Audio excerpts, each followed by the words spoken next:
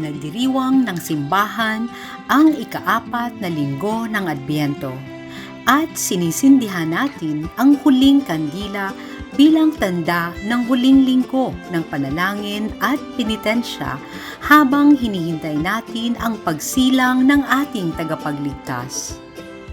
Ipinagdiriwang din natin ang katapatan ng Diyos sa kanyang pangako sa pamamagitan ng pagsilang ng Emmanuel, ang Diyos na sumasa atin bilang ganap na katuparan ng propesiya.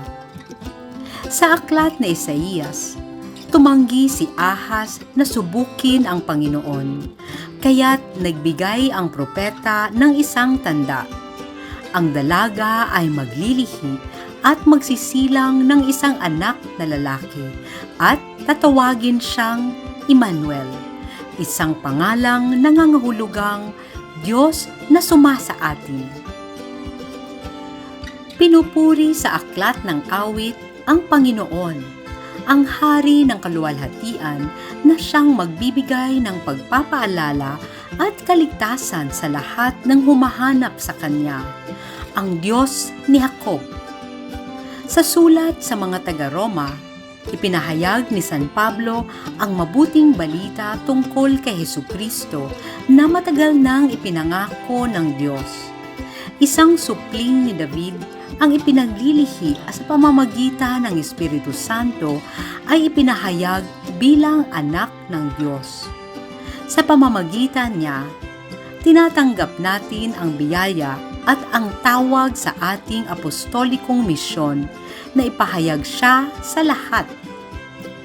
Sa Ebanghelyo ayon kay San Mateo, naririnig natin na panaginip ni Jose kung saan pinagtibay ng isang anghel na ang dinadala ni Maria ay ipinaglihi ng Espiritu Santo at ililigtas ang bayan mula sa kanilang mga kasalanan. Sa ganitong paraan, natutupad ang propesiya tungkol sa Emmanuel, ang Diyos na sumasa atin.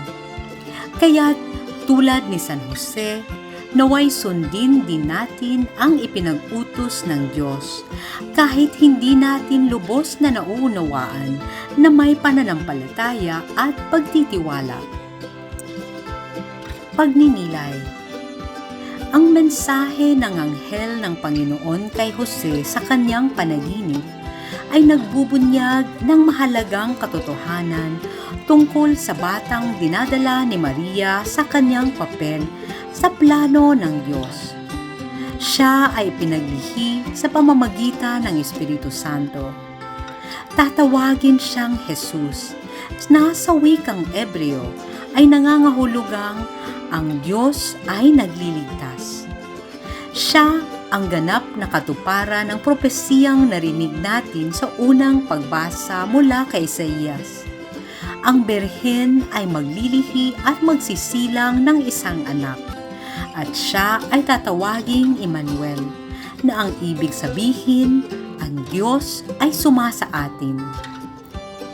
Sinunod ni Jose ang pinag-utos ng anghel ng Panginoon.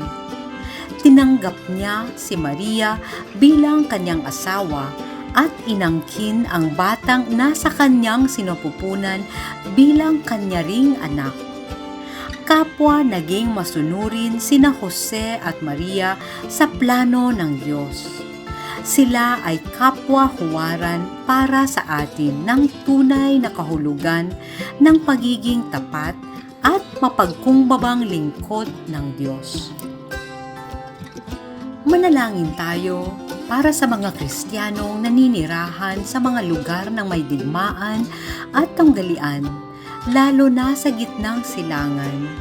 Nanaway maging mga binhi sila ng kapayapaan, pagkakasundo at pagkakaisa.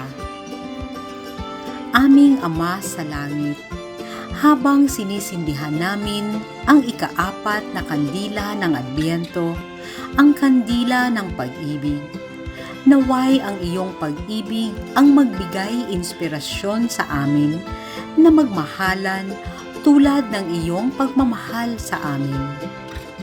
Naway ang iyong pag-ibig ang gumabay sa aming mga kilos at pananalita. binubuksan namin ang aming mga puso sa iyo, Jesus. Amen. Ama naming Diyos, pinasasalamatan ka namin sa halimbawa ni San Jose na magtiwala sa iyong mensahe na hatid ng anghel na tinanggap ni Maria sa kanyang tahanan.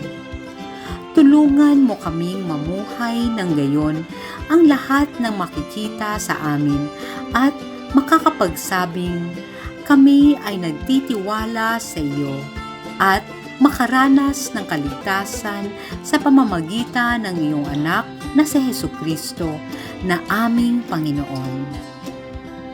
Amen.